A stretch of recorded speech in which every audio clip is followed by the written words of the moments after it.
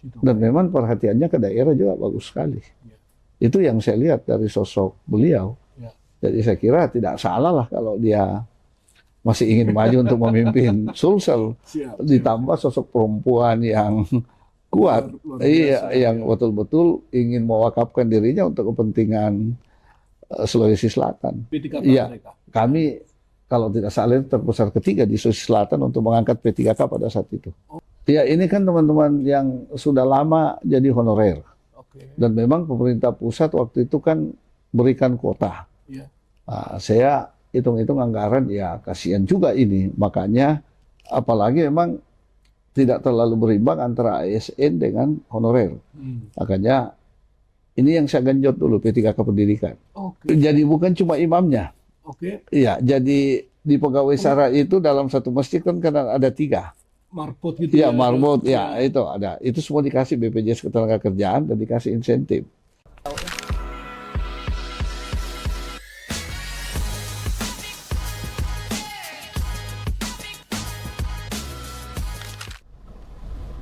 Salam doser, salam demokrasi.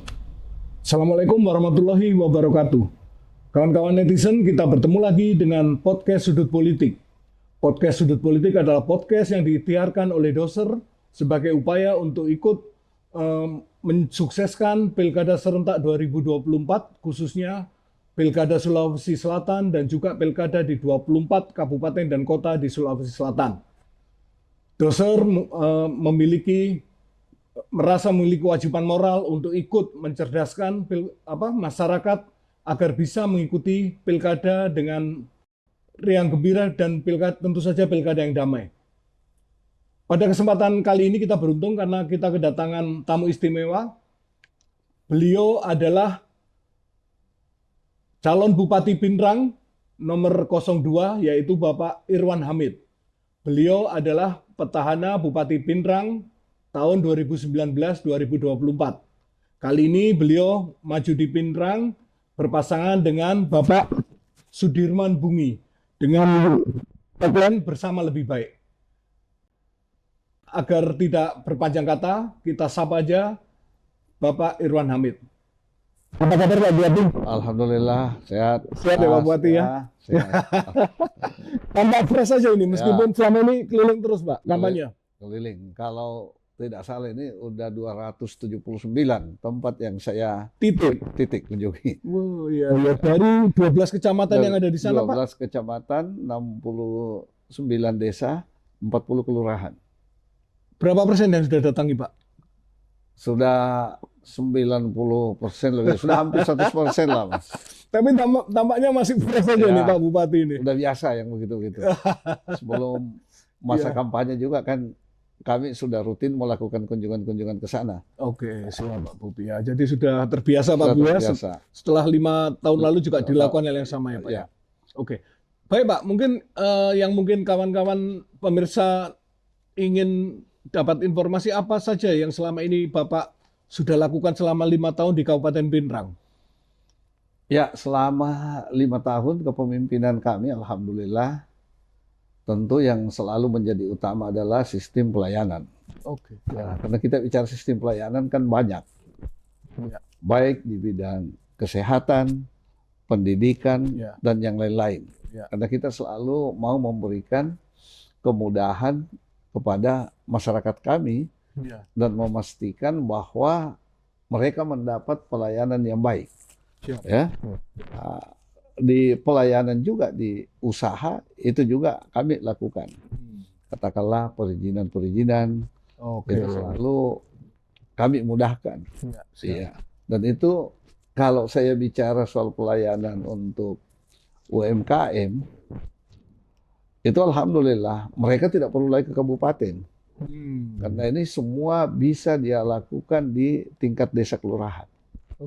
Ya, karena kami sudah punya sistem di sana, kami punya aplikasi yang memang kami sinergikan dengan desa. Jadi mereka bisa mengisi di sana, mengakses di sana. Maksudnya untuk perizinan? Ya, perizinan UMKM. Jadi nggak perlu datang ke kabupaten. Bisa mengakses dari desa. Jadi dari desa aja mereka tidak usah bolak-balik lagi. Ini kami sinkronkan, kami gunakan dengan dana desa yang ada di desa untuk peningkatan SDM yang ada di sana. Oke, ya. Jadi dikaitkan ya Dikaitkan. untuk dengan dana desa Ya. ya. Perizinan dipermudah, kemudian dikaitkan dengan dana desa Ya. sebagai permodalan Ya. mereka. Seperti itu Pak Bu. Ya. Sudah banyak Pak ya UMKM yang terbantu dengan program ini? Alhamdulillah, udah Ya. besar sekali. Malah kami dapat penghargaan itu Ya. di top 45. Itu top 45 itu se-Indonesia. Se-Indonesia. Ya. Untuk apa ini Pak? Untuk perizinan. Perizinan kami punya, ya? ya, Oke. kami punya aplikasi namanya Rajin. Rajin. Iya. Apa itu Pak? Itu Ada kepanjangan atau apa? kepanjangannya itu untuk mempermudah pelayanan. Oke, Bapak kasih nama Rajin loh. Ya. Maksudnya apa? Biar rajin ya Pak ya, Ya. UMKM Bapak ini ya. Baik, untuk bidang kesehatan seperti apa Pak yang Bapak sudah lakukan di Pinrang? Kalau sekali lagi kalau bicara kesehatan tentu bicara pelayanan juga. Ya. Ya tentu kemudahan-kemudahan untuk melayani masyarakat kami. Siap. Di sana juga semua hampir sudah sistem digitalisasi. Di rumah sakit itu semua online. Oke. Iya. Ya, ya. Di pelayanan kesehatan itu kami ada namanya dokter mobile. Dokter mobile. Iya, di wilayah-wilayah tertentu. Jadi Pelosok ini ya maksudnya, pelosok. wilayah tertentu Iya. ini. Dan memang yang kami tingkatkan di sana adalah penguatan di pustu, pembangunan pustu karena ini membackup desa-desa. Dan alhamdulillah terakhir kemarin sebelum saya mengakhiri masa jabatan, ada puskesmas yang kami bangun yang memang sudah rawat inap yang ada di wilayah pegunungan itu mengcover 3 desa. Dan di sana sudah bisa rawat inap. Rawat inap. Iya. Ini termasuk desa pelosok. Iya, desa pelosok di Pinrang. Itu di daerah pegunungan yang mengakses 3 desa. Oke. Iya. Jadi ada dokter mobile. Ada Pak, ya? dokter mobile. Ini seperti apa Pak? Apakah mereka dari kota terus dikirim ke desa gantian atau apa? Jadi memang di sana kita atur. Oke. Kita atur bahwa pada hari sekian dokter ini lagi yang naik di wilayah ini. Hari sekian dokter ini lagi yang naik. Dan itu mobilenya 3 kali seminggu. Iya. 3 kali seminggu yang rutin itu yang dilakukan. Oh, jadi artinya hampir setiap hari pasti ada dokter ya Yang akan mobile. berkeliling Iya, yang berkeliling. Iya, di wilayah Jadi ini. masyarakat tahu Pak ya, Tahu. kalau hari ini jadwal Iya. desaku nih, Iya. dia akan datang gitu ya. Karena memang kita udah infokan lewat iya. kepala desa. Oke. Jadi ini selalu ada sinergi antara pemerintah setempat dengan teman-teman yang ada di kesehatan. Oke, jadinya masyarakat pasti akan tahu ya dari Iya. informasi yang ada di aplikasi itu. Ya. Barangkali terkait BPJS kesehatan atau apa Pak? Alhamdulillah kalau di BPJS Kesehatan, kalau saya bandingkan dari tahun 2020 sampai 2022, kita itu kemarin masih UHC di posisi 60%. 60%. Iya, itu UHC itu kan jaminan pelayanan kesehatan. Iya. Alhamdulillah di 2023, 2024 kita sudah masuk kita sudah masuk UHC ya. 60 waktu 2021 2022 itu kan kita belum UHC. Oke. 2024 alhamdulillah kita UHC dengan persentase 98%. 98%. Iya, artinya 98% ini sisa 2% yang belum terlayani secara BPJS gratis. Oke. 2% ini ketika kita kalkulasikan itu sisa kurang lebih 4.000. 4.000 Iya. orang. 4.000 orang. Iya. Nah, insya Allah inilah yang akan kami lanjutkan. Nanti Pak ya. Nantinya ketika diridhoi oleh Allah Subhanahu wa taala Amin, lagi amin, untuk memimpin insya Pinrang 5 tahun ke Amin, depan. Pak Bobi. Ya, inilah yang kita mau akan selesaikan. akan itu, Pak, ya. selesaikan yang 2% itu. Kalau 2%-nya 4.000 berapa total berapa Pak?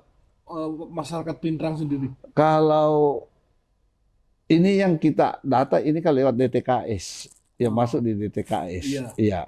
Jadi sisa 4.000 sekian. Oke. Iya. 4.000 itu aja ya. Iya. Dan harapannya kalau apa? Insya Allah kalau beriman dipercaya, Iya. diberi amanah, Insya Allah kita akan lanjutkan lagi. dan akan di 100% 100% ya. lagi ya. Pak, barangkali untuk bidang lainnya seperti pertanian, Pertanian ini kalau di Pinrang ini kan yang menjadi prioritas utama. Utama, Pak. Iya, karena memang masyarakat kami ini hidupnya 70% hampir di bidang pertanian. Hmm. Di samping ada sektor yang lain yang penunjang, Ya. katakanlah perikanan, Ya.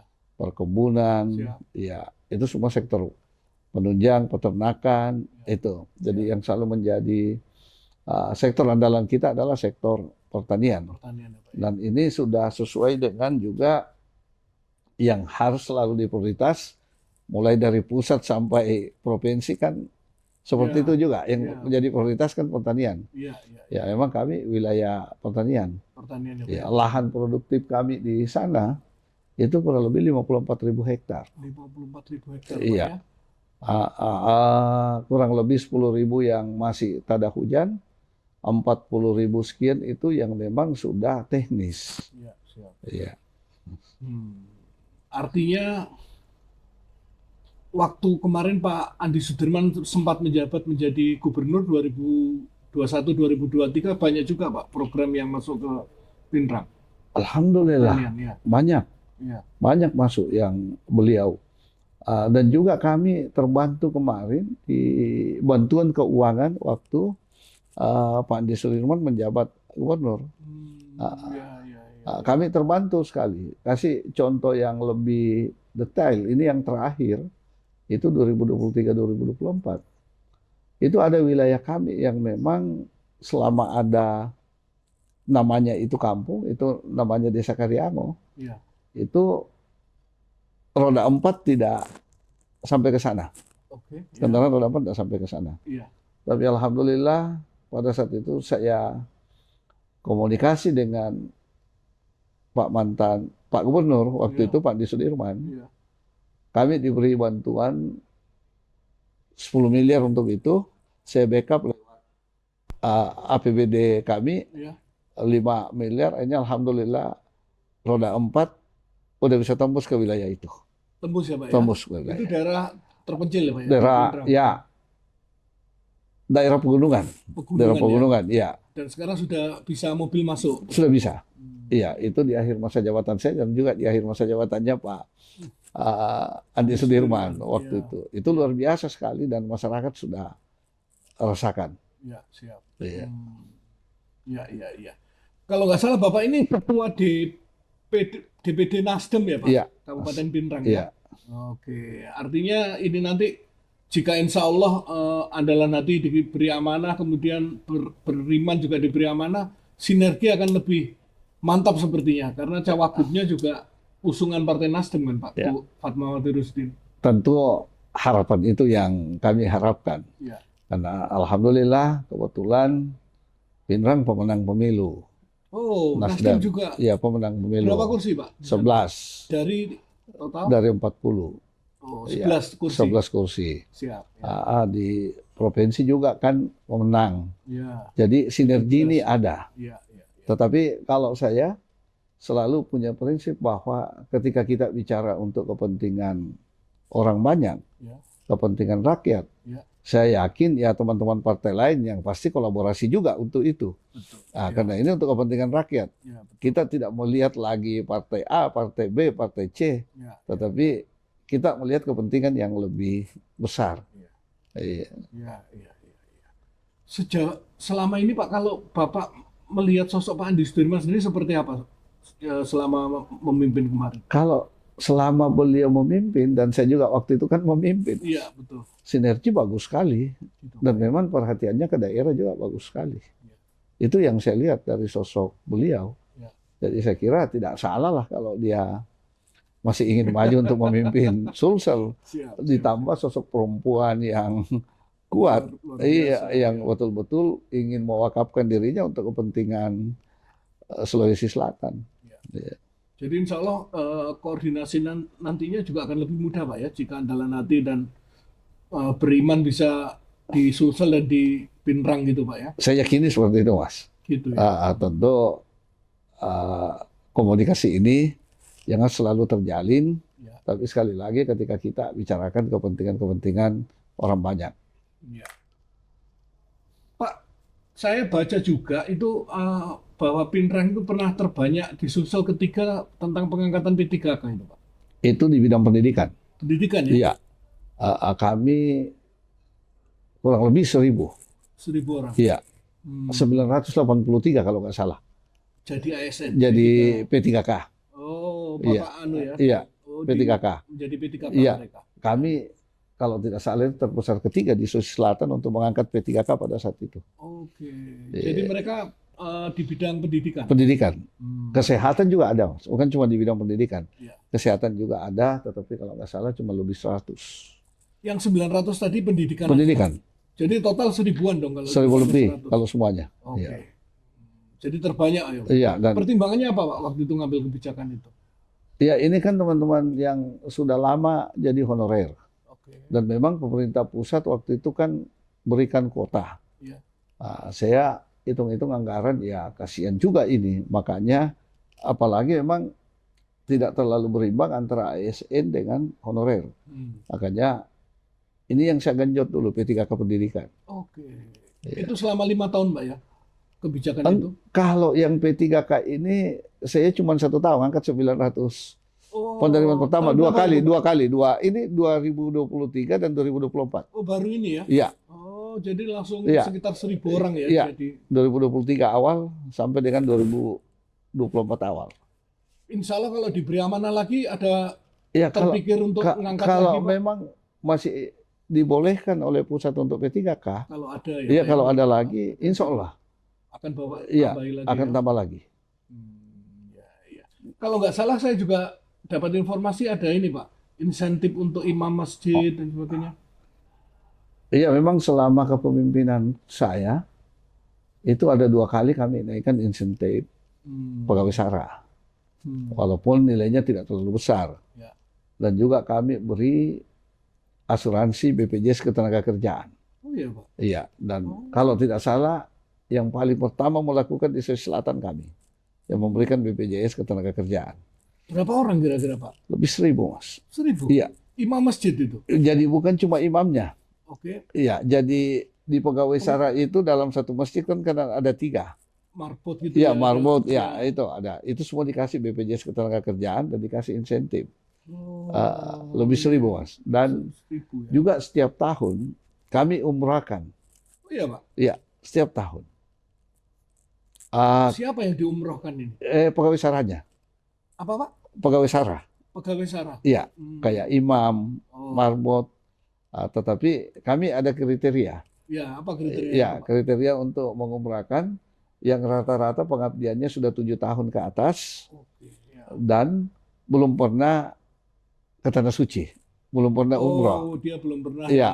Tapi pengabdian sudah Pengabdian lama, sudah 7 lama, tahun, ya, belum pernah. Iya, belum Bapak pernah. fasilitasi. Iya, kami fasilitasi dan kami juga lihat memang kemapanan ekonomi. Artinya kalau melihat ini ya nggak mungkin lah kasihan dia umroh ini. Oh, Kalau biaya sendiri ya, yang kemampuan mereka bersangkutan yang ya, Pak. bersangkutan. Iya. Akhirnya saya bilang, wah ini dulu, memang sudah 7 tahun, prioritaskan dulu yang ini. Sejak kapan, Pak? Semenjak saya jadi Menjabat. bupati, ya, 2019 itu ya. 2019, ya. Setahun berapa orang yang kira-kira diberangkatkan? Saya selalu kondisikan dengan kemampuan keuangan daerah. Nah, ya. Ya, kadang-kadang 20. Setiap tahun ya? Ya, tapi kemarin ini turun kan APBD kita juga turun. Oke. Yang saya terakhir kalau nggak salah sisa 15. Oke. Tapi ada ya orang Ada, yang setiap tahun diberangkatkan? ada. Ya. Sebelum COVID dan Ya. setelah COVID kan. Oh Iya. iya, itu agak Iya, goyang kan kemarin itu kan nggak semua bisa, keuangan, ya. kan nggak bisa emang kemarin keluar kemana-mana, Mas. Iya, iya. Iya. Tapi 2023 Udah, mulai lagi Iya, ya? 2022 mulai Oh, kalau nggak salah. 22 Iya, ada lagi Bapak 23, iya, umrahkan, 4. 23, 2024. Iya. Jika insya Allah diberi amanah untuk memimpin lagi, dilanjutkan juga? Insya Allah itu lanjut terus, Mas. Lanjut, Pak ya? Iya, itu lanjut terus. Ya, ya, ya, ya. Iya. Jadi banyak program yang akan dilanjutkan ya? Iya. Karena prinsip Bapak pembangunan Berkelanjutan. Jadi berkelanjutan. ya semua yang belum kami sempurnakan itu yang akan kami sempurnakan ketika insya Allah beriman diberi kepercayaan. Ya, Ya, siap, iya. ya. Yang sudah baik ya kita tingkatkan. Kalau boleh tahu Pak, mungkin program yang Bapak sampaikan saat kampanye ini apa yang barangkali unggulan untuk dari Beriman? Tetap pertanian. dan infrastruktur khususnya di bidang jalan, irigasi, dan jalan tani. Karena memang ini yang selalu jadi tuntutan masyarakat. Iya. Dan ketika bicara pertanian, yang memang terlalu banyak tuntutan masyarakat adalah kemudahan untuk mendapatkan saprodi, katakanlah pupuk, apa itu yang menjadi prioritas. Jadi seperti itu ya Pak. Iya, Mas. Mungkin ini Pak, apa yang ingin Pak Bupati sampaikan kepada masyarakat Pinrang menjelang pencoblosan pada Rabu 27 November nanti? Kira-kira kurang 25 hari ini sekitar Pak. Ya. Saya selalu tekankan ke masyarakat, ketika ingin maju, cari ahlinya, cari orang yang punya pengalaman dan pengetahuan. Nah, itu kan yang paling penting. Dan jadilah pemilih yang cerdas.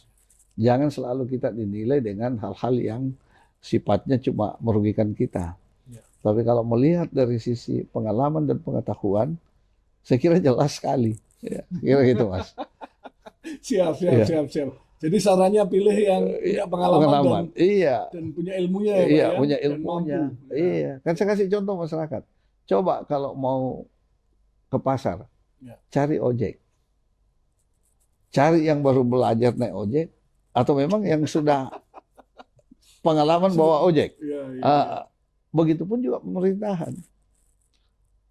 Mau cari yang sudah punya pengalaman dan punya pengetahuan, atau mau cari yang baru coba-coba. Kalau coba-coba risiko tanggung sendiri. Risiko tanggung sendiri kan seperti itu, Mas. Iya, Pak. Jadi itu Pak ya. Iya, Mas. Harapan Bapak supaya masyarakat lebih cerdas. Ya. Pesta demokrasi ini ya, Pak Ibu ya. Dan kami juga selalu saya meminta supaya pesta demokrasi ini betul-betul pesta. Namanya pesta itu kan gembira. Jadi nggak perlu ribut-ribut. Nggak perlu ribut-ribut. Iya. Perbedaan biasa. Jadi namanya demokrasi pasti ada perbedaan. Pasti ada perbedaan. Iya. Tapi harus tetap. Iya. Saya kadang-kadang juga candain, Mas. Gimana, Pak? Kalau mau lihat wilayah kita aman, tidak ada ribut-ribut, tidak ada perbedaan, ya coblos nomor 2 aja. Sudah tidak ada perbedaan kan? Iya. Nggak ada perbedaan lagi. Nggak ada perbedaan lagi ya. Kumpul aja di nomor 2 ya. Baik Pak Bupati, terima kasih banyak Pak Irwan Hamid. Mudah-mudahan apa yang Bapak ikhtiarkan akan dijawab oleh Allah, didukung lagi oleh masyarakat Pinrang untuk memimpin 5 tahun ke depan. Saya juga minta terima kasih. Mudah-mudahan insya Allah yang kita lakukan pada malam hari ini mendapat berkah dari Allah Subhanahu wa Ta'ala, dan khususnya bagi yang melihat kegiatan ini. Amin. Ya. Terima kasih Pak Bupati. Terima kasih banyak. Ya. Demikian kawan-kawan netizen perbincangan kita dengan petahana Bupati Pinrang Bapak Irwan Hamid. Semoga apa yang beliau sampaikan tadi bisa memberikan perspektif baru bagi masyarakat Sulawesi Selatan dan khususnya mungkin masyarakat Pinrang. Jadi bisa memberi keyakinan kira-kira siapa yang saya pilih ini. Kalau Pak Bupati pesannya pilih yang sudah berpengalaman. Ya Pak ya. Jadi seperti itu perbincangan kita dengan Pak Irwan Hamid. Sampai ketemu di podcast Sudut Politik mendatang. Pesan kami adalah seperti pesan Pak Bupati juga, pilkada adalah pesta demokrasi. Kita layaknya pesta harus senang-senang, gembira, nggak perlu musuhan, nggak perlu bombe-bombean. Yang penting datang ke TPS sesuai keyakinan. Kita sukseskan pilkada Sulawesi Selatan dan pilkada Pinrang menjadi pilkada yang demokratis, berkualitas, dan tentu saja pilkada yang damai. Baik, terima kasih. Sampai bertemu di podcast Sudut Politik mendatang. Wabillahi taufiq wal hidayah. Wassalamualaikum warahmatullahi wabarakatuh. Salam doser, salam demokrasi.